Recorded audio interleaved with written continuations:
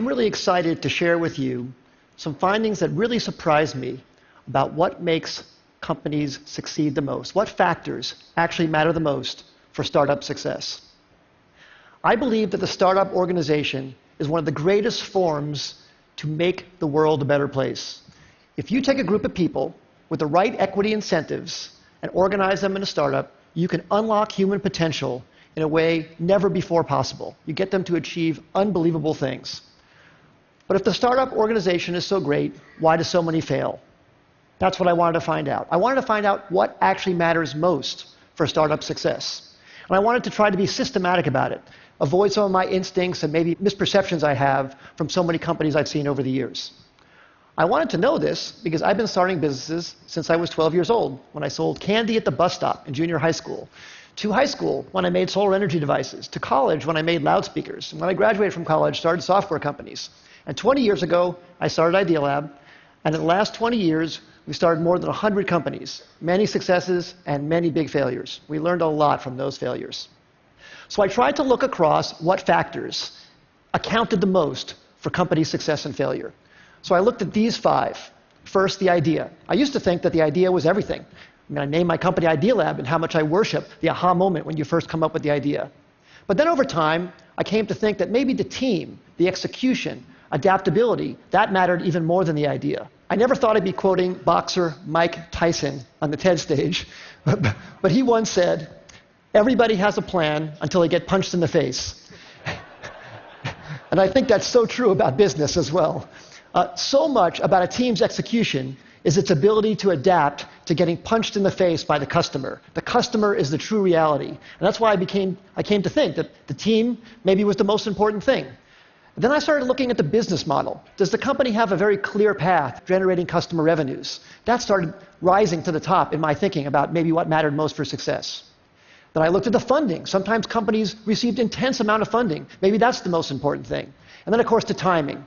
Is the idea way too early and the world's not ready for it? Is it early, meaning you're in advance and you have to educate the world? Is it just right, or is it too late and there's already too many competitors? So I tried to look very carefully at these 5 factors across many companies. And I looked across all 100 IdeaLab companies and 100 non-IdeaLab companies to try and come up with something scientific about it. So first, on these IdeaLab companies, the top 5 companies, CitySearch, Cars Direct, GoTo, NetZero, Tickets.com, those all became billion-dollar successes. And the 5 companies on the bottom, Z.com, Insider Pages, MyLife, Desktop Factory, People Inc., we all had high hopes for, but didn't succeed. So I tried to rank across all of those attributes how I felt those companies scored on each of those dimensions. And then for non-IdeaLab companies, I looked at wild successes like Airbnb and Instagram and Uber and YouTube and LinkedIn, and some failures. Webvan, Cosmo, Pets.com, Flues, and Friendster. The bottom companies had intense funding. They even had business models in some cases, but they didn't succeed. I tried to look at what factors actually accounted the most for success and failure across all of these companies, and the results really surprised me. The number one thing was timing. Timing accounted for 42% of the difference between success and failure. Team and execution came in second, and the idea, the differentiability of the idea, the uniqueness of the idea, that actually came in third. Now, this isn't absolutely definitive. It's not to say that the idea isn't important. But it very much surprised me that the idea wasn't the most important thing. Sometimes it mattered more when it was actually timed. The last 2, business model and funding, made sense to me, actually. I think business model makes sense to be that low because you can start out without a business model and then add one later if your customers are demanding what you're creating. And funding, I think, as well. If you're underfunded at first, but you're gaining traction, especially in today's age, it's very, very easy to get intense funding. So now let me give you some specific examples about each of these. So take a wild success like Airbnb, everybody knows about. Well, that company was famously passed on by many smart investors because people thought, no one's going to rent out a space in their home to a stranger. Well, of course, people proved that wrong. But one of the reasons it succeeded, aside from a good business model, a good idea, great execution, is the timing. That company came out right during the height of the recession when people really needed extra money. And that maybe helped people overcome their objection to renting out their own home to a stranger. Same thing with Uber. Uber came out, incredible company, incredible business model, great execution too, but the timing was so perfect for their need to get drivers into the system. Drivers were looking for extra money. It was very, very important.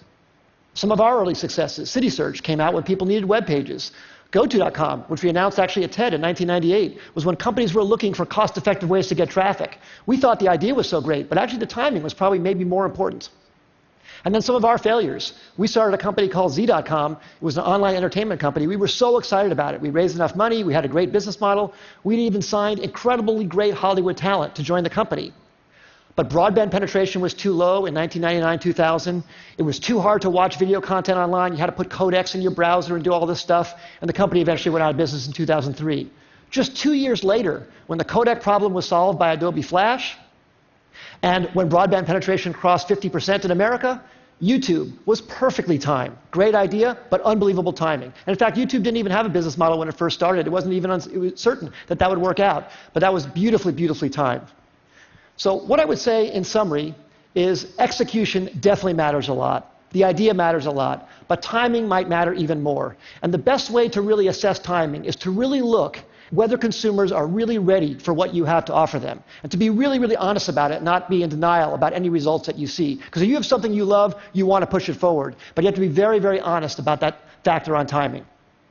As I said earlier, I think startups can change the world and make the world a better place. I hope some of these insights can maybe help you have a slightly higher success ratio and thus make something great come to the world that wouldn't have happened otherwise. Thank you very much. It's been a great audience.